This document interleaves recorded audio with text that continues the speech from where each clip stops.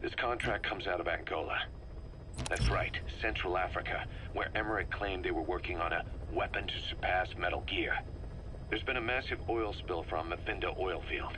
It's flowing into the river and contaminating the water supply. An environmental NGO has asked us to stop the spill by destroying the facility. Environmental activism isn't exactly our line of work, but it's not that simple either. The group operating the oil facility and causing the spill is the rebel group UNITA. And word has it that UNITA is getting supplied with U.S. military weapons. That sounds to me like Cypher's pulling their strings. Boss, it's time to give Cypher a little surprise.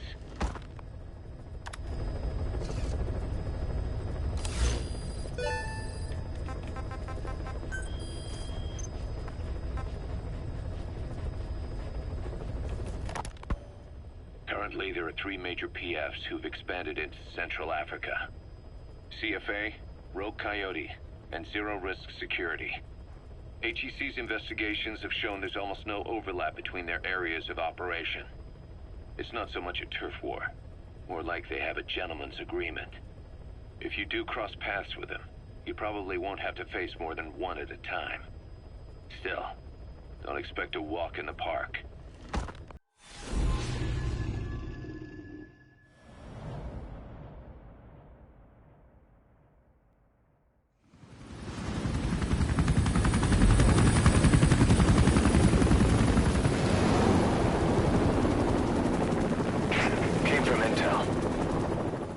Is Angola's Mfinda oil field, upstream from the landing point. A spill has covered the whole area and crude. A pipeline that crosses the Muneni River failed, and now the shore's a mess. Not to mention the villages downstream have no drinking water.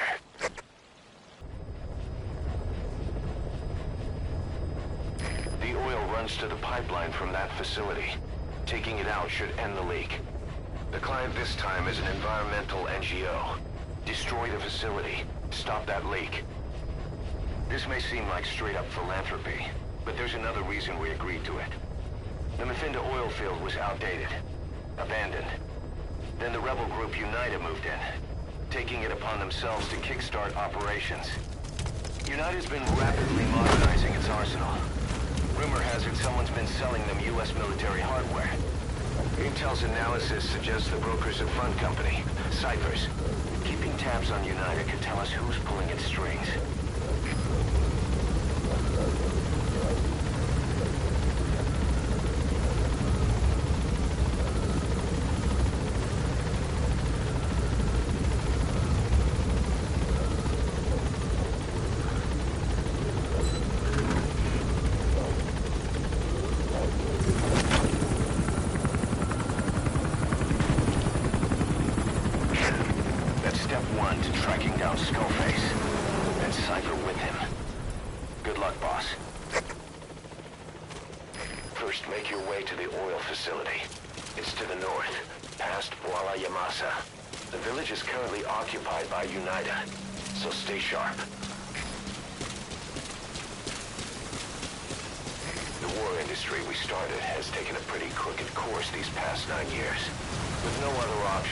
Soldiers have become dogs of war, sent to conflict zones as private forces, or PFs.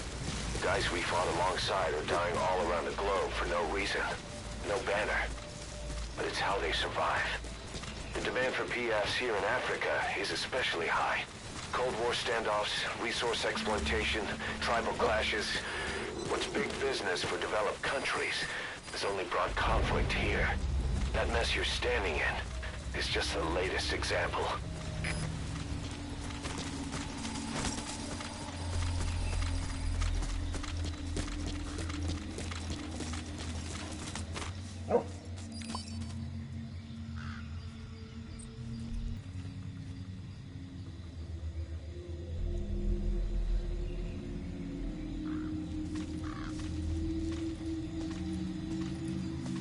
You've arrived at Massa Village. It's been turned into a supply hub for UNITA, meaning it'll be stocked with weapons and resources. Should be a thing or two that'll come in handy. Don't be shy. They deserve to be in better hands.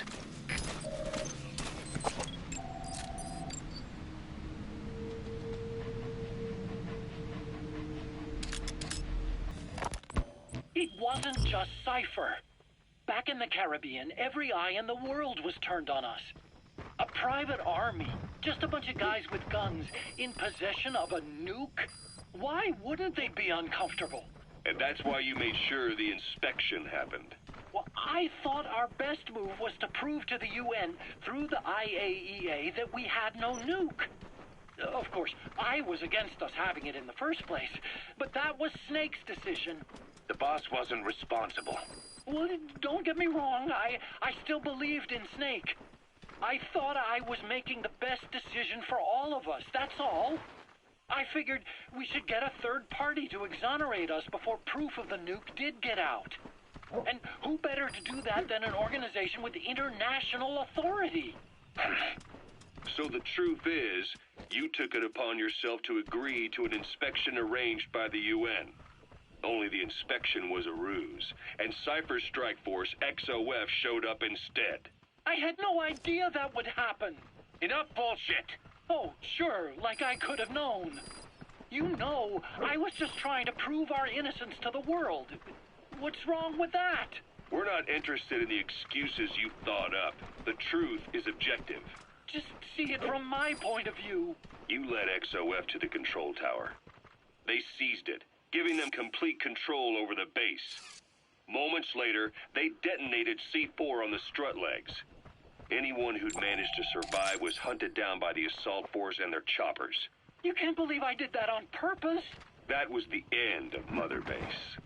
But it wasn't the end for you. How can you... Look, think about it. I lost something too. I built Zeke and it got buried underwater. I am a victim.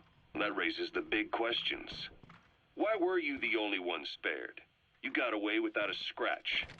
Why did Strangelove leave the base on the eve of the inspection? You two were close. Strangelove? And how did you manage to build something that surpasses Zeke in every way? Because you did everything they told you. You're the only one who didn't lose a thing. That is the truth. I was taken away against my will. Skullface forced me to do his research these past 9 years. He used me. I lost 9 years. 9 years? We all lost 9 years. It wasn't just you. I suppose blaming me makes you feel better, does it? But who's gonna give me back all the time I lost? You're not getting anything back. You're not a victim here, Emmerich. You're the perpetrator. I didn't know anything. Nobody can back that up. Yeah, all the evidence is at the bottom of the ocean.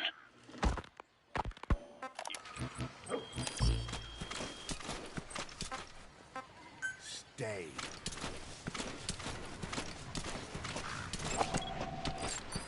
Children.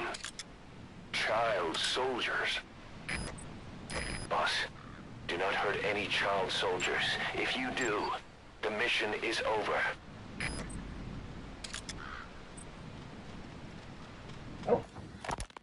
You know the hardest man to break. The type who's fooling himself. That takes time. It's easier to live a convenient lie than a painful truth. Is that the piece you've chosen, Doc? I'm not lying. Of course. Just let me check one or two things. On that day, you were in the control tower with them. Lucky you. That's how you got out unscathed. And you escaped on one of their choppers. Only you, right before the base went under. They had me blindfolded the whole time. I've never been so scared. The whole flight, I thought they'd kill me. But thinking of you kept me going. My comrades, all the way. And? There was a plane journey, then we traveled by road. When they finally took off the blindfold, I was in kind of a warehouse, on the floor. Afghanistan, it was that research lab. I couldn't believe they'd taken me halfway around the world. And soon enough, he came. Skullface. He's the one who's really behind that Mother Base attack. He forced me into that research. What kind of research? He told me to build a bipedal walking tank for the Soviet Union. Like Peace Walker. A system that could fire an ICBM-class nuclear weapon. That's how the... You've made it past the village. Continue heading for the oil facility. It's located upriver. AI weapons I'd made in Costa Rica were like toys by comparison. A whole world apart from reptilian four-legged crawling and that ridiculous hunched-over bipedal waddling. My design evolved to the dawn of The mankind. Finda oil field is the property of Saner, South African Natural Resources. Saner drills oil wells wherever they can throughout that region. And when the oil dries up, they abandon the facility. Then it's only a matter of time before the aging equipment starts leaking crude. That means United's takeover is the perfect cover for Saner. Now they can blame the spill on a bunch of oil thieves. However you look at it, Saner's far from squeaky clean. Originally, Sahelanthropus was going to be a manned weapons platform. I designed a cockpit in its head, and I planned to fill it with water as a buffering agent. Like how Paz modified Zeke for human control. Don't compare me to some amateur. I designed it for human control from the beginning. The problem was miniaturizing the posture control AI. You remember the reptile pod? The AI that controlled your unmanned weapons. Attaching it externally makes it vulnerable, so this time I wanted it beneath the armor. Meaning I had to make the AI smaller. I got it down to less than 1/10 the size without any loss in computation speed. But it was still too big for the cockpit. There wasn't enough room for the pilot. If I made the head bigger, its body would have to be bigger to support it. Too big to be practical. In the end, human piloting was taken off the table. I tested a remote control system too, but there was the time lag and I wasn't satisfied with its precision either. Plus, it would be useless if the enemy jammed it. So next, I went back to trying an AI-only system. To do that, I had the AI pods recovered from Nicaragua. This was a hybrid AI, a combination of Peace Walker's reptile and mammal pods. The only AIs that had ever successfully operated an unmanned nuclear weapon system. Really? You'd need some help to get that working. Expert help. There it is, the oil facility. To stop the leak, you need to shut down the oil transfer pump and destroy the oily water separator tank. The details are on your iDroid. But I did finally get Sahelanthropus walking by folding over its upper body to lower its center of gravity. The first upright bipedal locomotive weapon system in the history of mankind. I guess, technically it falls into the anthropoid ape category. I don't see the benefit of having it stand taller. On terrain with significant differences in elevation like Afghanistan, you need a body that's vertically adaptable. That also lets it attack from long range while using mountain ridges for cover. So, making it walk upright was the most important factor in giving it superior height capability. As the name suggests, that was the whole point of Sahelanthropus. But I was being pushed for results. Okay. Having the AI mounted externally would have been the fastest way to get it working. I just needed more data so it could maintain its balance. But Skullface refused to wait. He dismissed the idea of AI control and took Sahelanthropus away from me before I could finish it. But it was walking when it came after you. That's just it. I don't understand how Skullface got it to move upright, without a pilot or an AI. And walking at that speed, too. It's beyond anything I could have imagined. This is like the Wright brothers making it to the moon. I'm just as clueless as you are. So this Sahelanthropus, where is it now? I have no idea.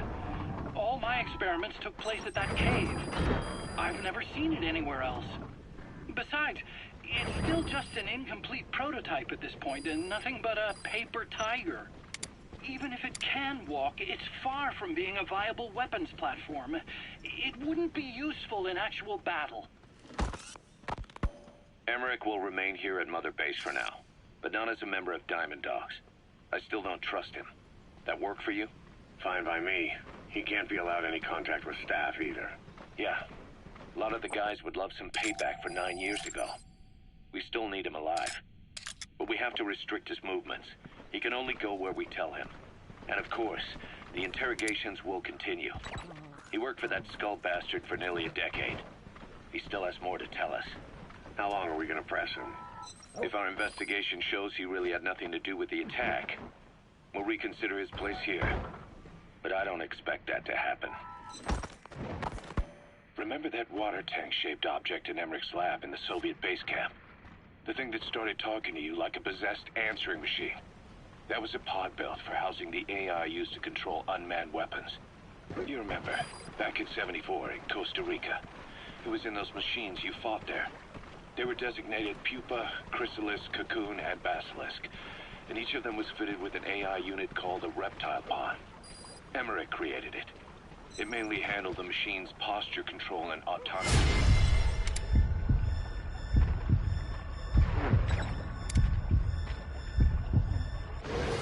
But the Basilisk, aka Peace Walker, also featured a second AI pod. That one was called the Mammal Pod, and it was created by Dr. Strangelove. She tried to recreate the boss's personality through the Mammal Pod, but you pulled out its memory boards. That's when it transferred its own functions to its reptile pod. Just like a human brain compensating for damage by using the remaining healthy parts. The result was a unique entity, a hybrid of the reptile and the mammal. It sank to the bottom of Lake Nicaragua with Peace Walker. But apparently they salvaged it and transported it to that lab. Don't let it deceive you, Snake. It may sound like the boss, but it has neither a personality nor a will. Like Emmerich says, it's just a machine.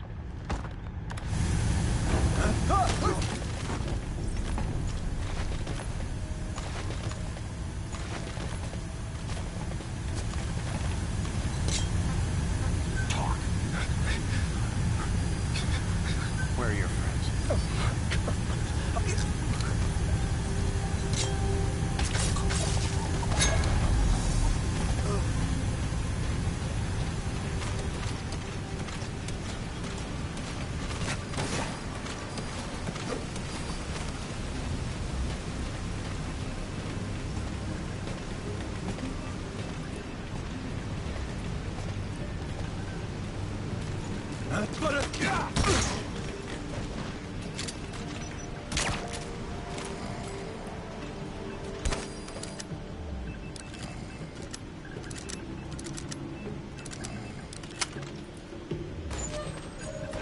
There's the transfer pump control room. The emergency stop button is probably inside it.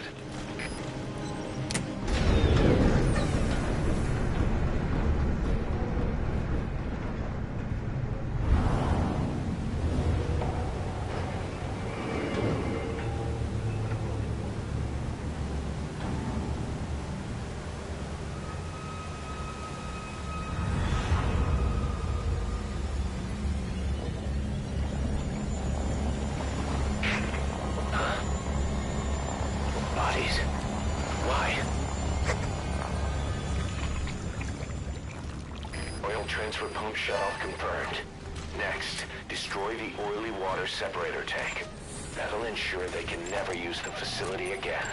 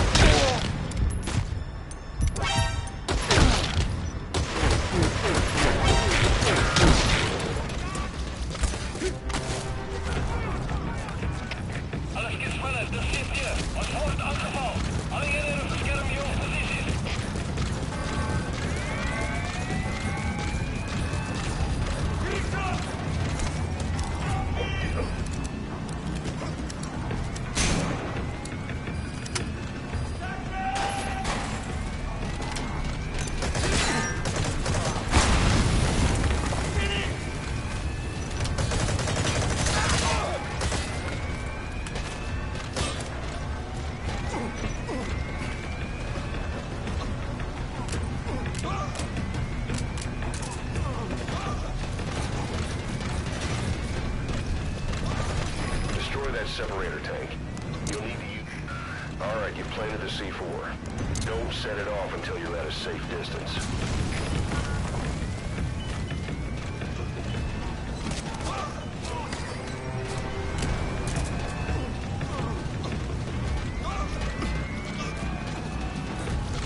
Good, you're away from the tank.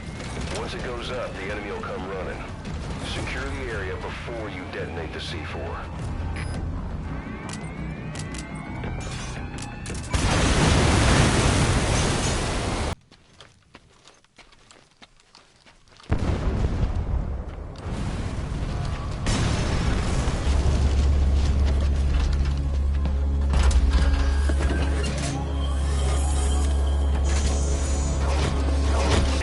Separator tank. Objectives complete. Explosion. Get out of there ASAP.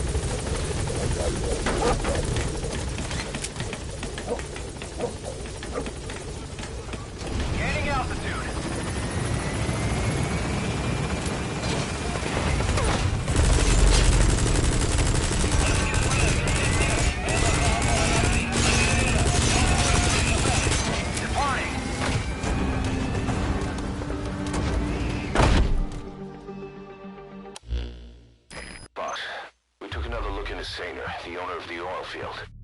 They were behind what happened. They hired the PF, not United. They restarted the facility all the while pretending they were the victims. One other thing. Saner's Johannesburg head office is just a room in a multi-tenant building. Company's essentially non-existent. 3 years ago, that investment fund stepped in and started gutting it through a series of mergers and sell-offs. And get this, the fund itself no longer exists either.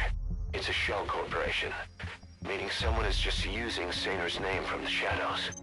But what about those strange corpses? Just what the hell were they doing over there?